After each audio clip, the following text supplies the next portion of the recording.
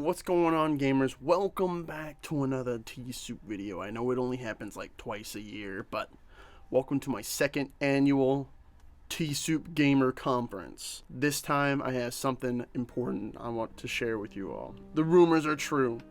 I have been reading Jujutsu Kaisen, and today's video I wanted to be a little different. I don't have any notes for this, so this is going to be a little bit of me kind of winging it.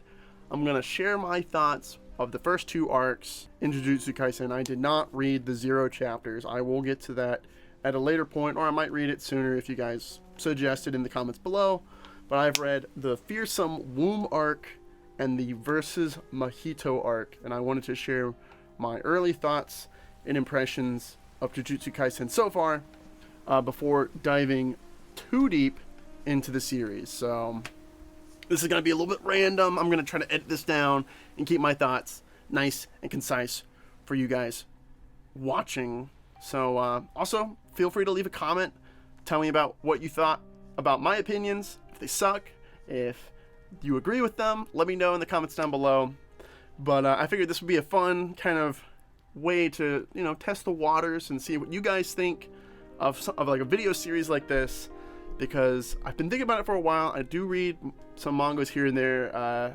I most notably read One Piece, but I've read One Punch Man.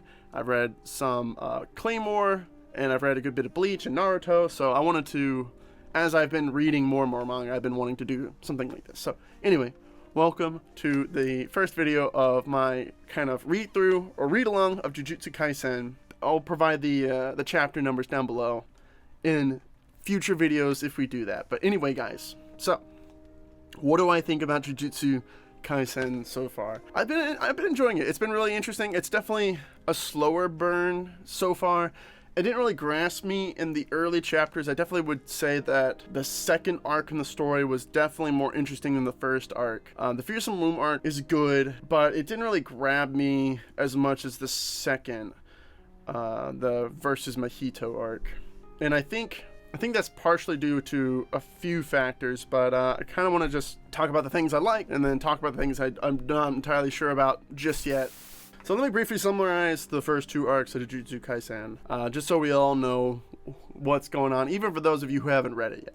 Okay, so the first arc, the Fearsome Womb arc, starts with Itadori going to school just like a normal dude, and then all of a sudden, right, he gets mixed up with this cursed object, this like finger of the devil, basically, Sukuna's finger. A Jujutsu sorcerer comes to the school looking for this finger, and Itadori already has taken it and given it to a club with his fellow club members, and they're going to like take a look at it at the school in the middle of the night.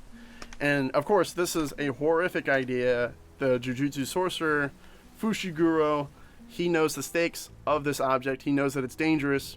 He goes after Itadori, and then Itadori's like, no, they already have it. They're at the school, and they both have to rush to the school to save Itadori's friends from the curses that are surrounding this cursed finger, this cursed object. And then basically, as they're fighting these curses, the curses get the upper hand on Fushiguro and Itadori, and Itadori is put in a position where he consumes the finger of Sukuna's finger, which basically reincarnates Sukuna inside of Itadori as like his vessel, right? So now he's like got the demon inside of him. He's got his own 9 tails demon inside of him, but he's able to suppress it and retake over his body. And then basically Gojo, one of the other super cool Jujutsu sorcerers, shows up, says, well, let's test the waters and see if you can actually suppress this thing on command. And so he puts him through a little test, a little trial. He passes, and then basically now Itadori has to join Jujutsu High. He has to be under surveillance. He's either going to be executed or he's going to get some sort of special treatment.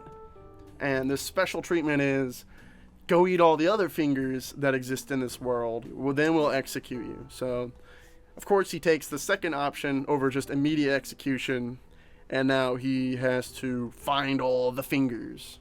Find all the fingers in this cursed world. So while attending Jujutsu High and becoming a proper Jujutsu sorcerer. And while all this is happening, we learn of this like kind of secret curse society of like these intelligent curses are like plotting against Jujutsu High. So we have this kind of like these villains in the background kind of meddling with things, and in fact one of them even confronts Gojo and tries to kill him or mess with him, and that fails miserably because Gojo is just so dang powerful. And then we kind of get this, oh yeah, there was one other thing, Fushiguro, and one other person we meet is Nobara, one of the new Jujutsu High transfers. So Itadori, Nobara, and Fushiguro are tasked with taking out this curse that has come about this detention center. I believe it's like a juvenile detention center. It's basically juvie as far as I understand. It's some facility with these like delinquents in them, because one of the mothers of the delinquents asked them to go in and save her son, and unfortunately they can't do that because they find him dead basically in the detention center. But anyway, there's the arc is called Fearsome because there's like some sort of like special grade curse that is like forming at this facility, and they're tasked with taking it out, and it's a little bit too much for both for them. They go inside this like domain, which is one of the first times you hear about this domain, and they go in there and they just get completely clobbered by these special grade curses that emerge. And Itadori basically, out of self-sacrifice, stays behind and attacks and defends against these curses, protecting Fushiguro and Nobara so that they can get what they need to and escape. And basically, he ends up fighting these guys, loses a lot of like limbs and fingers, and Itadori just gets super messed up. And then he ends up having to rely on Sukuna to get him out of this. And basically Sukuna agrees somewhat, not really. He kind of like helps him out because it serves his ultimate purposes. So he goes along with it, and he does help Itadori get out of this kind of pickle. And ends up restoring his limbs and restoring his health. It's one of the first examples we see of Sukuna like helping, air quotes, Itadori unwillingly, but it ends up serving whatever his ultimate goal is, because he wants to take over Itadori's body permanently. And through this battle, Sukuna then confronts Fushiguro because he's taken over Itadori's body. Itadori's not going to let that happen, but Sukuna rips out his own heart and says, well, you know, I can live without this heart, but Itadori can't. And so he ends up having to make this kind of deal. And Itadori just ends up dying. Sukuna wins, but it's not over yet. So Sukuna cuts a deal with Itadori and basically revives him if he will let him take over his body whenever he wants, one time, and he doesn't know about it. So like he can't know, he has to forget the deal, and he just promises that he won't kill anybody when this event takes place. So this is setting up some sort of special event further down the road. I don't know what that could be, but something, right? So it's gonna come up again later on in the story. And that's basically the Fearsome arc for the most part. It's, you know, Itadori's dead, but then gets revived, right? And then everybody else thinks he's dead because Gojo was saying, oh, well, they were trying to kill him. This was a setup kind of deal, right? The higher-ups in the Jujutsu Academy were trying to eliminate Itadori. They say they were going to give him the special treatment, but they just wanted to go ahead and assassinate him. So there's like some like hints at corruption early on in the story. So I like that. It kind of gives the Jujutsu High some, you know, complexity. It makes it not, you know, just all good guys. And that trend is definitely coming up again in the current arc that I'm reading. But in the second arc, versus Mahito, we get a little bit more into this kind of underground cursed society of these like advanced curses, these special grade curses that are intelligent, that can communicate, and they're plotting. And one of their members, we get a little bit more insight in, because he's like running around and like disfiguring these bodies, like killing people in these really weird ways. And Itadori is given this task via Gojo, but he's given a handler, Nanami, the guy with the weird glasses or goggles. He has something. And that guy's power is cool again. Cool. That's a cool character. I enjoyed him. I liked how he's very uptight. I like that he's like a businessman, you know, very, very, very serious, very focused. But even though he can't handle the business sector, he like dropped out of the workforce to be this, run around and be this Jujutsu sorcerer, this like kind of, you know, not professional kind of environment, right? But he's still a professional, right? So I thought his character was interesting. But anyway, they go and they have to investigate this curse that's running around messing up people. Basically the whole arc is kind of Itadori and Nanami chasing after the special curse. He's got like kind of these stitches all over his body. He's a very interesting looking curse. He's very humanoid, which is not what a lot of the other curses look like. A lot of the curses are almost look alien, whereas this guy just looks like a kid. He looks very interesting. And I think that's definitely part of it, of like what makes him special, I guess.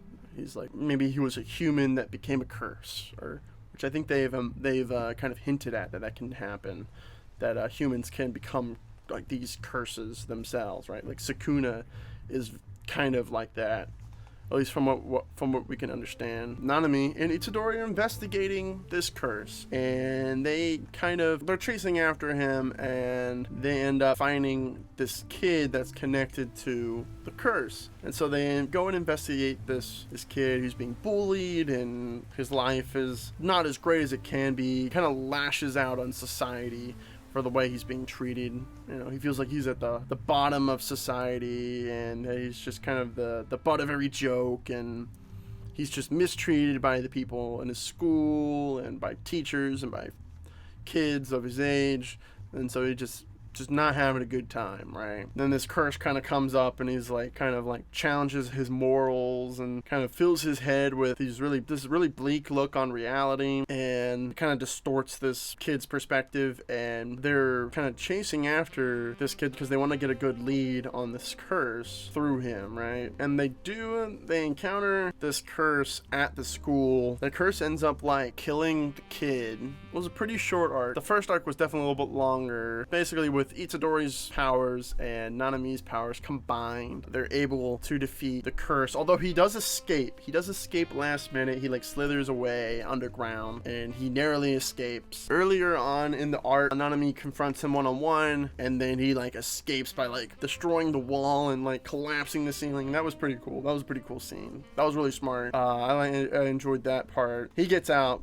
Barely. Both of them get out unscathed, right? And then Itadori then goes after the curse kind of by himself, but then Nanami kind of comes in last minute, and then we get to see like this curse guy, he develops his domain expansion, his ultimate technique, and we get to see kind of how that comes about, just how like scary that technique is. And for this character, it's basically like certain death, that if you are in his domain, you will pretty much you're like guaranteed to die. And Nanami gets sucked into this domain, this brand new domain, and he's about to die. And then Itadori jumps into the domain, and because Itadori and Sukuna are like the same person, or because Itadori and Sukuna are intertwined, this curse ends up, his domain attacks Sukuna, and Sukuna's just like so OP that he's like, nah, you can't attack me, and does a bunch of damage to him instead. And basically, because he targeted Sukuna, all three of them, or I guess all two of them, get out unscathed, and so Itadori ends up saving Nanami from that,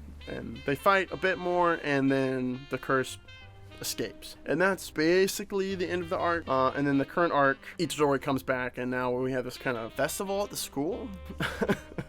I'm gonna have to like rip that out. Well, first, I really like the combat system, the magic system, the cursed energy is very interesting. It kind of reminds me of like chakra, or like ki from like Dragon Ball, you know, that kind of, everything kind of has this kind of element to it. I kind of like that it stems from like negative human emotions, because a lot of these like power systems in manga and anime, right, the like chakra and ki, they seem to like get stronger through like negative means. Like when Goku gets angry, you know, he turns into Super Saiyan 7 or whatever, you know, and you're gonna have to excuse me, I'm gonna make a few jokes. Or like, you know, Naruto, when he gets upset, he can tap into the Nine Tails, right, and use the chakra from that. But, you know, so already a lot of these kind of series have this kind of power and negative emotion, anger, you know, use your anger to fight. It's pretty similar, and, you know, it's a common theme that you see, but this kind of implements it as a base mechanic, and I thought that was pretty interesting. I enjoyed that. It's almost like it kind of acknowledges that that's kind of a mechanic or like a thing that we already look for in those kind of power systems. I do like the cursed energy. I like how it's like kind of, you can use it to do all sorts of different things, of like enhancing weapons, your physical stats with like, you know, attacking, probably being able to walk on water, kind of like chakra, right?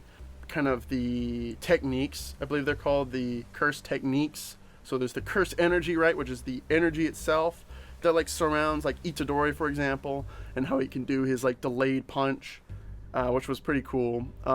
And then the cursed technique, right, which is where, you know, that's probably where like the domain expansions and that kind of stuff stems from, of like actually being able to like cast more specific types of spells. But yeah, I liked how the cursed energy kind of gives you the summons, it gives you the weapons, and it gives you these kind of techniques. It's the closest system I could compare it to is probably Chakra from Naruto, just because they also have summon jutsus, the fire jutsus or whatever, and they can also kind of like use the raw just chakra energy, kind of like Naruto does with the Rasengan. So very flexible system, very interesting system, kind of like Chakra from Naruto, and I'm sure it's a good foundation that they're going to build upon and expand upon. We already got to see a little bit of like kind of the heights of this system through Gojo, which is definitely a character I've been enjoying. I think he's definitely one of the most interesting characters in the story so far, and I just like him. He kind of reminds me of like a Kakashi kind of character. He's kind of laid back, but he's also not just kind of going with the flow. I feel like, you know, like Kakashi kind of goes with the flow, whereas like Gojo feels like he's kind of pushing back, and he's kind of rebellious against this kind of system because he knows that he's the strongest, and like nobody can really touch him so far in the story. Like there's not really any present threat that he's like kind of uncertain about. He's just like, yeah, I'm the strongest, and this is, you know, I do this on the day-to-day. So I thought that was pretty cool character. Very interesting that right out the gate we get the strongest in the verse, kind of, you know, helping out the main character. I guess that's kind of like an All Might kind of thing. He's kind of like the All Might of Jujutsu Kaisen. I don't want to like anger anybody with my comparisons. I'm just like I'm just trying to give like a mental image of like story-wise what these characters are kind of, what their function is, I guess, in the story from like my perspective so far. You know, I've only read like 30 plus chapters or so, but anyway, yeah, he's kind of like the All Might kind of mentor. He's not like necessarily passing on his powers or like being usurped by Itadori in any kind of way, but he's like the top of the verse kind of character, right? And kind of showing the noobs, like Itadori, he's a noob, trying to show him how this cursed world works, right? So now to get to something I'm not entirely loving, a character I'm not entirely loving just yet, and that's definitely Itadori. Itadori he's interesting. I think he's a good protagonist so far. He's not like annoying. He's not like unlikable. It's just that he's just kind of unbelievably strong out the gate. I don't really have any part of in the back of my mind going like, oh no, Itadori's gonna lose or fail in this scenario. He's not gonna be good. He's gonna struggle. It just kind of feels like he is like so good at everything and is quick to master anything given to him.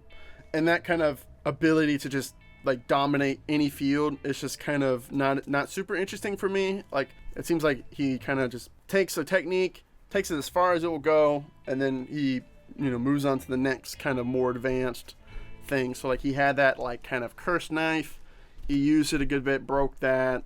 Now he's got the double fist, and it sounds like that's gonna get replaced soon. And he's just like, got all the combat prowess, he's got all the speed, all the strength. I've read a little bit going into the next arc, and he's just already going toe to toe with like, the higher up class people. So it just feels like there aren't like too many scenarios where it's like he's like struggles at the moment. There was in the versus Mahito arc, he does struggle fighting Mahito by himself, but like you would understand, like you get kind of assume that, right? Like you can't just have him beat this like really strong curse just right out the gate, right? So he gets help from Nanami, which is that dude with the glasses.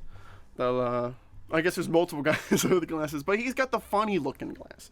He's got the cool like Hawkeye, or kind of, I don't know how to describe it. I don't know what kind of, they're like goggles. Maybe they're goggles. Are they goggles? Comment down below. Glasses, goggles, or spectacles?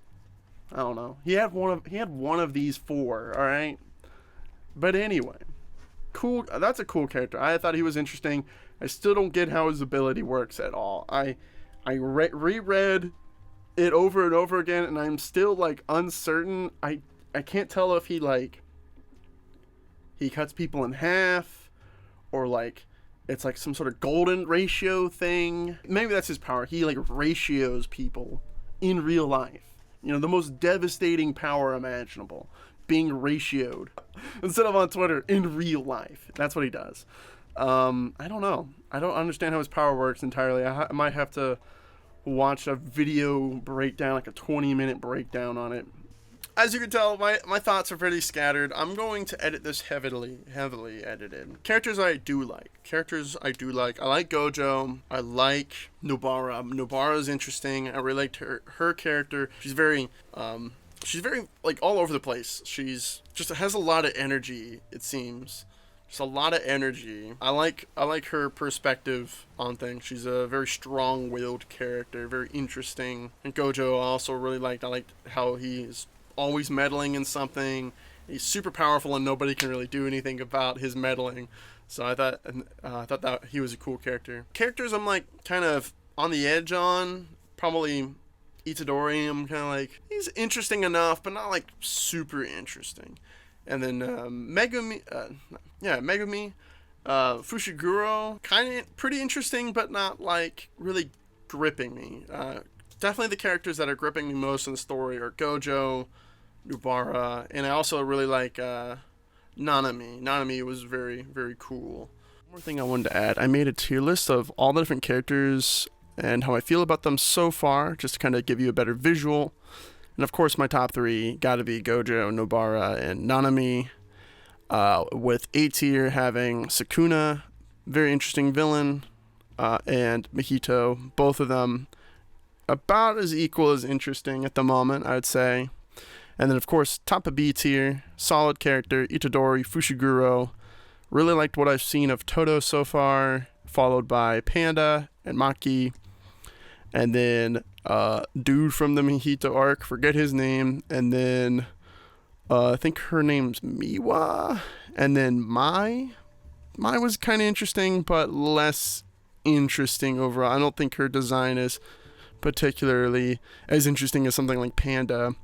Basically everybody else is kind of ranked. I think the dude with the glasses is probably the least interesting character in the story so far, just because he's kind of like a handler. He kind of just drives the car and makes phone calls.